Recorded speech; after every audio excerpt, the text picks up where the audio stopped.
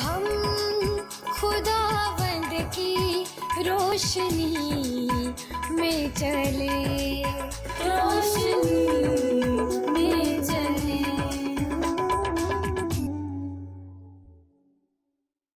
مسیح یسوع کے عظیم بابرکت نام میں آپ سب کی سلامتی ہو۔ پروگرام کلام کی روشنی میں آپ کی ہوسٹ فریہ خان مسیح حاضر ہوں۔ ہمارے آج کا پروگرام گزشتہ ایپیسوڈ کا حصہ ہے۔ ہم سیکھیں گے وائس کی کتاب کے 7ویں باب میں سے خدا کے خادم کے وسیلہ سے کلام کی روشنی میں پادری عزیز انور سے۔ پادری صاحب، میں آپ کو خوش آمدید کہتی ہوں۔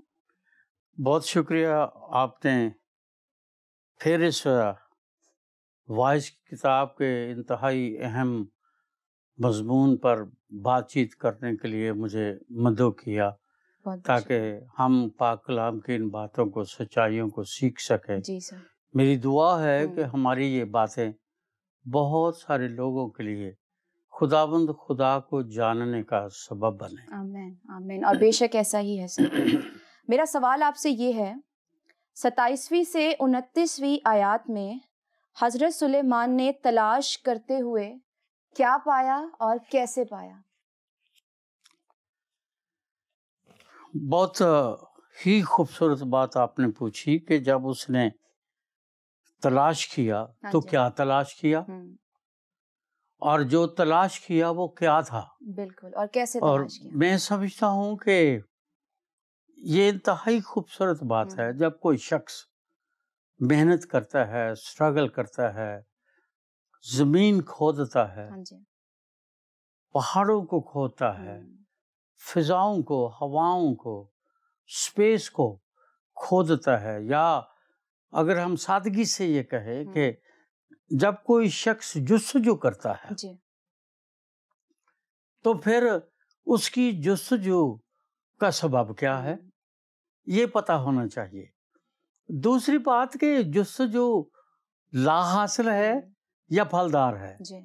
اگر تو پھلدار ہے تو پھر وہ کیا ہے، اور اگر اس کی جستجو چونکہ پھلدار ہے تو دوسرے اس سے کیا سیکھ سکتے ہیں۔ میں سمجھتا ہوں آپ نے بہت اچھے طریقے سے یہ بات پوچھی ہے۔ میں نے پچھلے قسط میں یہ بات آپ کو بتائی تھی کہ سلیمان بن داؤد جو ہے وہ ایک قرارداد پیش کرتا ہے، اور وہ قرارداد یہ ہے کہ انسان پر واجب ہے کہ وہ بدی سے دور رہے، کیونکہ بدی اسے خدا سے اور خدا کی قربت سے دور لے جاتی ہے، کیونکہ خدا پاک ہے، اس کی آنکھ پاک ہے۔ وہ لکھا ہے پاک کلام میں کہ اس کی آنکھ بدی کو دیکھ نہیں سکتی۔ اس لیے جو شخص یہ چاہتا ہے کہ وہ اس مقام کو حاصل کرے تو پھر اس کو اس اصول کو اپنی زندگی کا متبع نظر بنانا بے حد ضروری ہے۔ اور وہ کیا ہے؟ سلیمان بن داؤد اپنی سارے تجربات کے بعد، اپنے علم کے بعد کہتا ہے کہ واجب ہے کہ انسان بدی سے دور رہے۔ جیسے میں نے پہلے بتایا کہ انسان کے لیے یہ ناممکن ہے، جو گناہ کے تخم کے ساتھ پیدا ہوتا ہے اس کے لیے ناممکن ہے کہ وہ بدی سے دور رہے، پر اس کے باوجود خدا کا کلام بھی، 66 کتابیں بھی، انبیاء بھی، توریت بھی، شریعت بھی، سب کچھ، مسیح یسوع بھی ہمیں یہی سکھاتے ہیں کہ ہم کس طرح سے بدی سے دور رہ سکتے ہیں۔ وہ طریقہ بائبل مقدس میں موجود ہے جسے اکثر لوگ عرفان الہی کا نام دیتے ہیں۔ عرفان کا مطلب بہت سارے لوگ جن کا نام عرفان ہے ان کو بھی نہیں پتا۔ عرفان جو ہے اس کا مطلب، یا اس کو انگلش میں کئی دفعہ لوگ کہتے ہیں جی نالج اباؤٹ گاڈ، یہ بالکل غلط ہے۔ نالج اباؤٹ گاڈ ضرورت کیا ہے؟ درخت بتا رہا ہے کہ یہ اس کی مخلوق ہے، پہاڑ بتا رہا ہے یہ اس کی مخلوق ہے، پرندے بتا رہے ہیں یہ خدا کی مخلوق ہے، پھل پھول بتا رہے ہیں کہ یہ اس کی مخلوق ہے، یہ اس کے ہاتھوں کی کاریگری ہے، تو پھر خدا کے بارے کیا جاننا ہے؟ وہ تو اپنی قدرت سے، زبور میں بھی اس کہتا ہے کہ ربا گڑنی نہ جاندی تیری کاریگری. اب اس کی کاریگری انسان کو بتا رہی ہے، اس لیے یہ کہنا کہ نالج اباؤٹ گاڈ یہ غلط ہے. خدا کے بارے علم کی جستجو کرنا یہ تو ضروری نہیں ہے. آپ کے ارد گرد آپ کا اپنا سانس، آپ کی زندگی، آپ کی باڈی، آپ کی آنکھیں، کان، یہ ساری چیزیں بتاتی ہیں کہ کوئی خالق ہے. جو خالق ہے یہ سب کچھ اسی کا بنایا ہوا ہے. تو اس کے بارے میں کیا جستجو کرنی، اس کے بارے میں کیا تحقیق کرنی، اس کے بارے میں آدمی کیا گیان دھیان کرے. لیکن اس کے لیے جو لفظ استعمال کیا گیا ہے علم تصوف میں، اسے عرفان الہی کہتے ہیں. عرفان الہی کو انگلش میں نالج آف گاڈ کہتے ہیں. اباؤٹ گاڈ نہیں، میں دوبارہ کہہ رہا ہوں، knowledge of God, about God نہیں. کیونکہ جب ہم خدا کے بارے علم رکھنا چاہیں گے تو جو کچھ ہمارے سامنے ہے یہ چیزیں تو موجود ہے.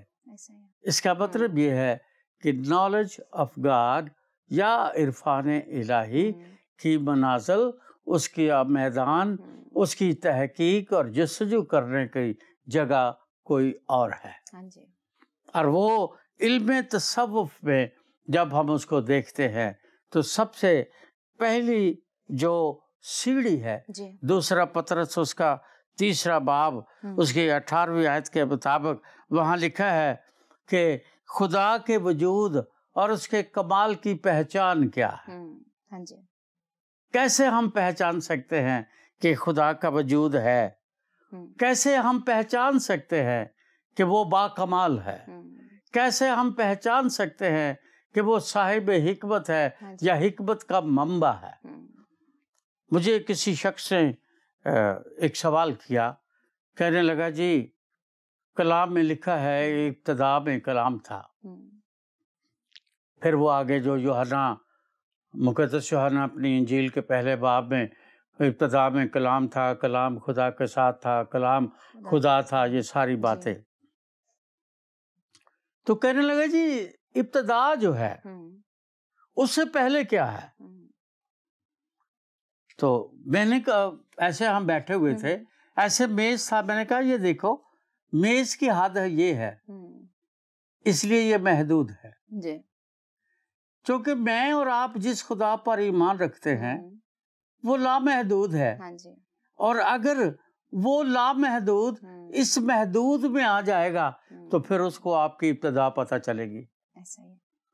میں نے کہا مرزا غالب نے بڑی ایک خوبصورت بات کہی ہے کہ کچھ نہ تھا تو خدا تھا، کچھ نہ ہوتا تو خدا ہوتا. کہتا ہے ڈبویا مجھ کو ہونے دے، نہ ہوتا میں تو کیا ہوتا. یعنی وہ یہ بتاتا ہے کہ ابتدا جو ہے وہ کہاں ہے؟ ہونے میں. خدا نے کہا ہو جا، آسمان، زمین، چاند، ستارے، اجرام فلک، یہ ساری چیزیں ہو گئی. تو اس کا مطلب یہ ہے جب کچھ نہیں تھا تو پھر یہ تو تھا نا کہ ہو جا. اور یہ وہ الفاظ ہے عربی زبان میں جس کو کن کہا گیا ہے. ہو جا اردو میں ٹرانسلیشن ہے. اب ہو جا اور کن جو ہے، جب اس نے کہا تو کیا ہو گیا؟ جو یہاں تھا، جو یہاں تھا اس کے دماغ میں، اس کے تخیل میں، اس کے سوچ میں جو کچھ تھا وہ ہو گیا. اس لیے وہ کہتا ہے کہ جب کچھ نہیں تھا تو پھر ہو جا تو تھا نا. اور وہ ہے خدا کا کلام. اسی لیے لکھا ہے خدا نے ابتدا میں، یعنی جو مخلوق کا یا تخلیق کا، وہ جتنے بھی تخلیقات ہے اس کا جو مٹیریل ہے وہ ہے ہو جا، اور وہ ہے ابتدا.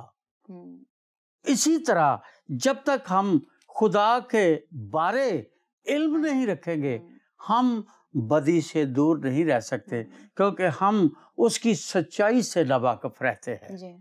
جس کے لیے خدا کے کلام میں اس کے وجود کے لیے، اس کے کمال کے جاننے کے لیے، اس کی حکمت کو جاننے کے لیے علم تصوف میں پہلا قانون یہ ہے کہ اس کو منزل شریعت کہتے ہیں۔ جی، منزل شریعت۔ اب منزل شریعت سے کیا مراد ہے؟ سب سے پہلی بات یہ ہے کہ انسان کو یہ پتہ چلے کہ سچ کیا ہے اور جھوٹ کیا ہے۔ انسان کو یہ پتہ چلے گناہ کیا ہے اور پاکیزگی کیا ہے۔ انسان کو یہ پتہ چلے درست کیا ہے اور غلط کیا ہے، اور اس درست اور غلط میں جو پہچان ہے، اس میں جو فرق ہے، اس کو جب تک انسان نہیں جانتا وہ کیسے فیصلہ کرے گا کہ اس کو بدی کا ساتھ دے رہے ہیں یا نیکی کا ساتھ دے رہے ہیں، یا کیا بدی ہے اور کیا نیکی ہے، نیکی کو کس کو کہتے ہیں، بدی کس کو کہتے ہیں، نیکی ہمیں کس طرف کو گائیڈ کرتی ہے، بدی ہمیں کس طرف کو ہماری ترغیب ہمیں دیتی ہے۔ جب تک انسان کو اس کا پتہ نہیں چلتا، جب وہ منزل شریعت کو واقف نہیں ہوتا، اس کو کیسے پتہ چلے گا؟ اس لیے علم تصوف میں سب سے پہلے آپ کی منزل، پہلا قدم ہے بدی سے دور رہنے، خدا کو جاننے کا، وہ یہ ہے کہ انسان کو گناہ میں اور نیکی میں تمیز آتی ہو، اس کو اس تمیز کا پتہ ہو۔ دوسری جو اس کی منزل ہے، جب انسان نیکی اور بدی میں، گناہ میں اور پاکیزگی میں فرق کو جان لیتا ہے، تو پھر جسے میں نے کہا جسے منزل شریعت کہتے ہیں، کیونکہ توریت، موسوی توریت سے پہلے انسان کے پاس ضمیر کی شریعت ہے۔ خدا ابراہیم سے، اسحاق سے، یعقوب سے، نوح سے، اپنے لوگوں سے بات تو کرتا آیا ہے، لیکن وہ جب ان سے بات کرتا تھا تو وہ ان دو شخصیتوں، دو وجودوں کے درمیان ایک گفتگو تھی، جس کے لیے اصول وہی تھے جو خدا خود بناتا تھا، یا جن اصولوں کو اس کے ایماندار جس کی تقلید کرتے تھے یا جس پر عمل کرتے تھے۔ جب موسوی شریعت ملی تو پھر انسان نے گناہ کی پہچان کی۔ مقدس پالوس رومیوں کے خط میں اسی بات پر زور دیتا ہے کہ اگر ہمیں پہلے گناہ کی شریعت کا ہی پتہ نہیں ہے تو پھر پاکیزگی کو ہم کیسے حاصل کریں گے، فرق کیسے پتہ چلے گا۔ اس لیے اس میں پہلا قدم ہے کہ انسان عرفان الہی کے لیے منزل شریعت پر پہلا قدم رکھے۔ اس کے بعد اس کا جو دوسرا قدم ہے وہ ہے، اسے تصوف میں منزل طریقت کہتے ہیں۔ منزل طریقت سے مراد یہ ہے کہ جب انسان کو یہ پتہ چل جائے یہ نیکی ہے، یہ بدی ہے، یہ گناہ ہے، یہ بدی ہے، یہ خدا کو پسند نہیں ہے، تو پھر اس سے بچاؤ کا طریقہ کیا ہے۔ اور بچاؤ کا طریقہ تو باغ عدن سے انسان ڈھونڈتا رہا ہے اور آج بھی ڈھونڈ رہا ہے۔ کبھی وہ قربانیاں دیتا رہا، کبھی وہ بیل اور بکرے ڈھونڈتا رہا، وہ اپنے گناہ سے چھٹکارا پاتا رہا، سب کچھ کرتا رہا، صرف اس لیے کہ وہ یہ جانے، اس کو معلوم ہو جائے، اس کو یقین ہو جائے، تسلی یا تسکین ہو جائے کہ جو گناہ اس نے کیے ہیں ان سے اس کی مغفرت یا اس کی نجات یا رہائی ہو گئی ہے۔ تو انسان پر لازم یہ ٹھہرا کہ جب وہ شریعت کو جان جاتا ہے، گناہ اور بدی اور نیکی کو جان جاتا ہے، تو پھر اس پر لازم ہے کہ وہ منزل طریقت پر آ کر کھڑا ہو جائے اور اس طریقے کو جانے، اس طریقے کو جانے جس طریقے سے گناہ اور اس کی سزا اور اس بدی اور اس کی ساری گمبھیرتا سے، اس دلدل سے وہ کیسے رہائی پا سکتا ہے۔ تیسری بات جو تصوف کے علم میں ہے وہ یہ ہے کہ جب انسان کو یہ پتہ چل جاتا ہے کہ یہ گناہ ہے، جب اسے یہ پتہ چل جاتا ہے گناہ سے بچنے کا یہ طریقہ ہے، تو پھر اس کے پاس تیسرا جو قدم ہے، تیسری سیڑھی یہ ہے، پھر یہ بچتا ہے کہ وہ خدا کی خوشنودی کیسے حاصل کرے۔ اس نے بدی اور نیکی کی تمیز کر لی، اس نے اسے بچاؤ کی طریقے کو جان لیا، بچاؤ کے طریقے کو اس نے سیکھ لیا، اس کو اس نے عمل میں بھی لے آیا۔ پھر اب اس کے پاس یہ بچتا ہے کہ وہ یہ جانے کہ خداوند خدا کو وہ کیسے راضی کر سکتا ہے۔ خداوند خدا نے ابراہیم سے کہا کہ جسے تو سب سے زیادہ عزیز رکھتا ہے اسے میرے لیے قربان کر دے۔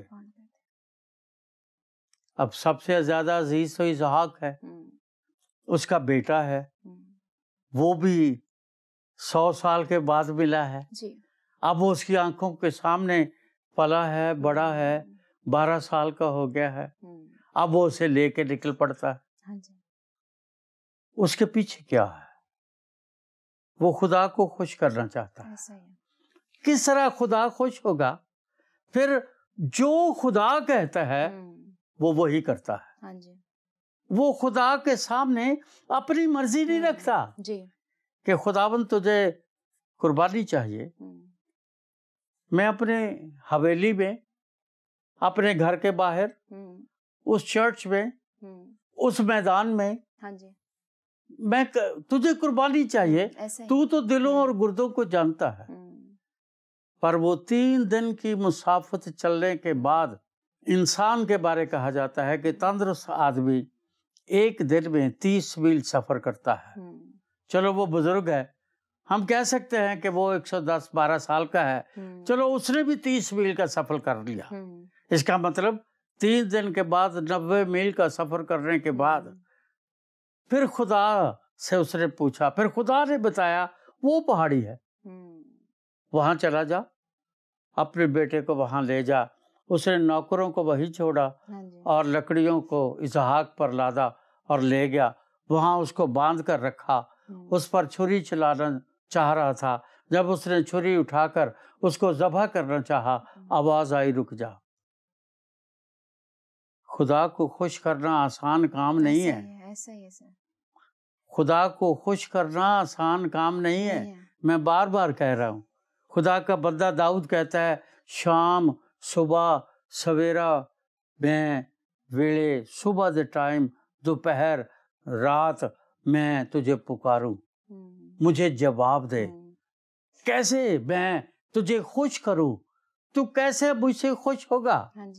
تو اگر قربانیاں پسند کرتا تو میں دیتا، پر چونکہ تو ایک فروتن اور حلیب دل کو پسند کرتا ہے، وہ طریقہ بتاتا ہے۔ ابراہیم 90 میل لٹ سے 90 میل کا سفر طے کر کے وہاں گیا، اور وہاں لکھا ہے کہ خدا نے اسے آواز دی، اب رہنے دے، مجھے معلوم ہے اب تو نے جو سوچ لیا ہے کرے گا، اب میں تو سے خوش ہوں۔ پیچھے مڑ کے دیکھ، اور اس نے دیکھا کہ برا جس کے سینگ جھاڑیوں میں اٹکے ہوئے تھے۔ اب ابراہیم نے ایسا کیوں کیا؟ لٹ سے ایمانداری کہہ لیں، فرمانبرداری کہہ لیں، خدا پرستی کہہ لیں، دینداری کہہ لیں، نیکی اور بدی کی پہچان کہہ لیں، لیکن پرانے عہد نامے میں اس کی وجہ نہیں پتا ہمیں۔ عبرانیوں کے خط کا مصنف 11ویں باب میں اس کی وجہ بتاتا ہے۔ ابراہیم خدا کو کیوں خوش کرنا چاہتا ہے؟ کیوں اپنے بیٹے کو ذبح کر دینا چاہتا ہے؟ اس کے پیچھے یہ لکھا ہے عبرانیوں کے خط میں کہ ابراہیم جانتا تھا کہ میرا خدا مردوں میں سے زندہ کرنے پر قادر ہے۔ آمین، ہاللیلویہ۔ یہ وہ جانتا تھا، کیونکہ یہ اس کے ایمان کا حصہ ہے، اس کی امید کا حصہ ہے، اس کی شریعت کا حصہ ہے، اس کے اعتقاد کا حصہ ہے۔ اس لیے وہ اپنے بیٹے کو ذبح کرنے سے باز نہیں آتا، کیونکہ جانتا ہے میں جس خدا پر ایمان رکھتا ہوں، میرا خدا مجھ سے اگر میرے اس عمل سے، میرے اس فعل سے خوش ہو جاتا ہے تو مردوں میں سے زندہ کرنے پر قادر ہے۔ میں اسی لیے اکثر لوگوں کو سکھاتا ہوں کہ Christianity is a were not a picnic. ایسا ہی. وہ الگ بات ہے کہ لوگ اس کو پکنک بنائے بیٹھے ہیں, چھوٹی چھوٹی باتوں سے سمجھتے ہیں کہ خدا خوش ہو گیا ہے. ٹھیک ہے, خدا اپنے بچوں کے جیسے جیسے وہ عمر میں بڑھتے ہیں خوش کرنے کے طریقے بدل جاتے ہیں. ایک بچہ گود میں ہوتا ہے, وہ اپنے ماں کے یا باپ کے منہ پہ ہاتھ ہی ایسے انگلیاں لگا دے تو اس کی ماں اس کا باپ خوش ہو جاتے ہیں. یہ وقت کی بات ہے. لیکن علم تصوف میں اسے ہی عام زبان میں علم معرفت کہتے ہیں. یعنی انسان کو وہ علم ہو جاتا ہے جس علم سے اس کا خدا خوش ہو سکتا. اور جب خدا خوش ہو جاتا ہے تو ساگر صدیقی کہتا ہے کہ گر بتا دیں گے بادشاہی کے, گر بتا دیں گے بادشاہی کے, ہم فقیروں سے دوستی کر لو. تو جب لوگ اس خدا سے خوش ہو جاتے ہیں تو پھر یہ لباس, یہ دنیا, یہ روپیہ, یہ پیسہ, یہ سونا چاندی کوئی حیثیت نہیں رکھتے. اور اسی کو علم معرفت کہتے ہیں. اسی لیے جب ہم علم معرفت میں داخل ہوتے ہیں اور کسی ایماندار یا وہ جو خدا کو خوش کرنا چاہتا ہے, جب ہم اس کے کریکٹرسٹکس پر, اس کے کردار اور اس کے رویوں پر غور کرتے ہیں تو وہ دو طرح کے ہیں. ایک اسے کہا جاتا ہے یہ سالک مجذوب ہے, یہ سالک مجذوب ہے. دوسرا کیا ہے؟ مجذوب ہے. مجذوب عربی فارسی کا لفظ ہے, مطلب ہے کسی چیز کا کسی میں جذب ہو جانا, ابزارو کر لینا. جیسے کوئی چیز کسی چیز میں ڈال دیں تو وہ ابزارو کر لیتی ہے.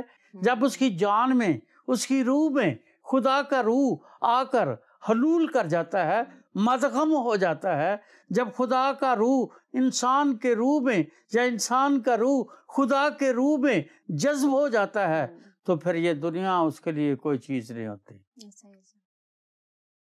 کبھی عرش پر, کبھی فرش پر, کبھی ان کے در, کبھی در بدر, کبھی عرش پر, کبھی فرش پر, کبھی ان کے در, کبھی در بدر. غم عاشقی تیرا شکریہ میں کہاں کہاں سے گزر گیا. تو جب وہ گزرتا ہے تو پھر اس کو یہ معلوم نہیں ہوتا کہ یہ دن ہے, یہ رات ہے, یہ سردی ہے, یہ گرمی ہے, بھوک لگی ہے, پیاس لگی ہے, یہ ظالم بادشاہ ہے, یہ رحم دل ہے, یہ حاکم ہے, کیا ہے کیا نہیں ہے. پھر انسان ان چیزوں سے بے نیاز ہو جاتا ہے, پھر وہ موت سے بے نیاز ہو جاتا ہے.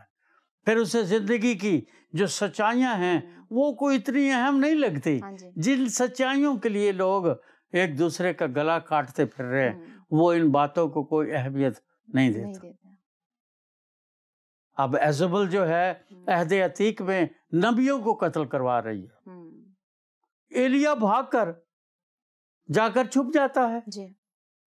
اب اس کو بھوک لگی ہے, اب وہ بھوک لگی ہے, کال ہے باہر, ایزبل ہے باہر, پر چونکہ اس کا اور اس کے خدا کا رشتہ تو قائم ہے.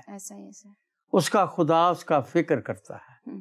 وہ مجذوب ہے, وہ مجذوب ہے کہ خدا کا روح جو ہے اس کے اندر حلول کر گیا ہے. اب وہ جو کہتا ہے خدا سنتا ہے, وہ نہ بھی بولے تو وہ سنتا ہے. مقدس پالوس کہتا ہے کہ میں زندہ نہ رہا بلکہ مسیح مجھ میں زندہ ہے.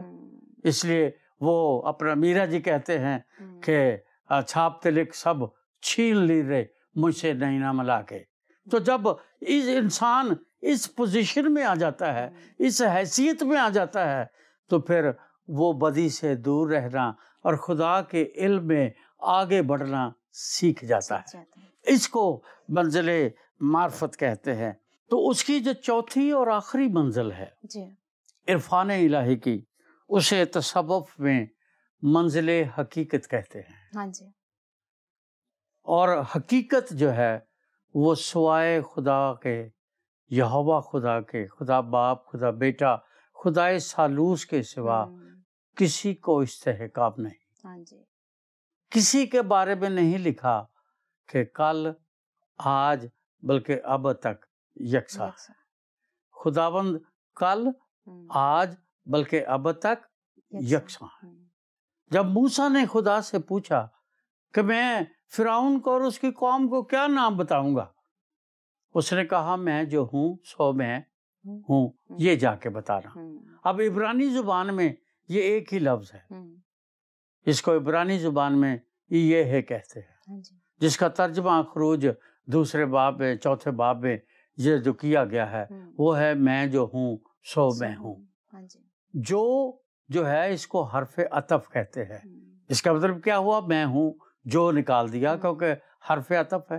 سو میں ہوں، سو نکال دیا، سو حرف عطف ہے، کیونکہ سو کا جو کا کوئی معنی نہیں ہوتا، عطف ہے، اس لیے کیا لفظ بنا؟ میں ہوں۔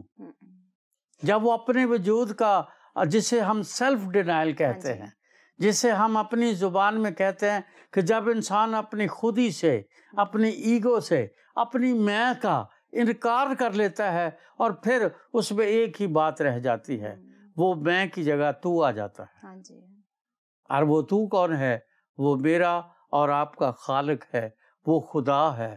وہ خالق، وہ خدا جب انسان کی زندگی میں، جب اس کا پاک روح انسان کے روح میں بستا ہے تو پھر پولس کہتا ہے کہ یہ خدا، جو خدا پاک ہے، جو خدا بدی کو دیکھ نہیں سکتا، جب اس کا روح ہمارے اندر بستا ہے تو پھر یاد رہے یہ خزانہ مٹی کے برتن میں بستا ہے۔ یہ خزانہ ہے کہ خدا ہمارے اندر ہے، خدا کا دم خزانہ ہے جو ہمارے اندر بستا ہے، خدا کا کلام خزانہ ہے جو ہمارے اندر بستا ہے۔ اور جب میں خدا کے کلام کو اپنے دل میں رکھ لیتا ہوں تو پھر لکھا ہے کہ میں نے تیرے کلام کو اپنے دل میں رکھ لیا تاکہ بدی سے دور رہوں، تاکہ میں گناہ نہ کروں، تاکہ میں صرف اور صرف جیوں تیرے لیے اور مروں تیرے لیے۔ یہ منزل حقیقت ہے، اور یہ چار منازل جو ہیں یہ ایماندار کی زندگی کا آغاز، ایماندار کی زندگی کا اختتام ہے۔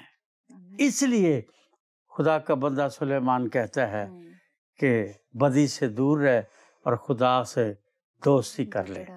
تو جب خدا سے دوستی کر لو گے تو پھر وہ کہتا ہے نا، گر بتا دیں گے بادشاہی کے، ہم فقیروں سے دوستی کر لو۔ آمین۔ سر بہت ہی زبردست طریقے سے آپ نے بیان کیا، اور آپ کے سیکوینس جو آپ نے ہمیں بتائے بہت ہی اچھے تھے کہ ہمیں بدی نہیں کرنی کیونکہ خدا کی آنکھ بدی کو نہیں دیکھ سکتی، اور آپ نے بڑے اچھے طریقے سے ہمیں بتایا کہ نیکی اور بدی میں ہم نے کس طریقے سے تمیز کرنی ہے اور ہم نے خداوند کو کس طریقے سے راضی کرنا ہے۔ تو میرے عزیزوں، میرا ایمان ہے کہ ہر ایپیسوڈ میں پادری صاحب کی وسیلہ سے مجھے تو ہر بار بہت برکت ملتی ہے، اور میرا ایمان ہے کہ آپ نے بھی بہت برکت پائی ہوگی۔ پروگرام کا وقت ختم ہوا جاتا ہے، آپ سے ملاقات ہوگی اب نیکسٹ ایپیسوڈ میں۔ ہمیں ضرور اطلاع کیجیے گا اپنے فیڈ بیک سے۔ تب تک کے لیے خدا حافظ۔ آؤ ہم خداوند کی روشنی میں چلے، روشنی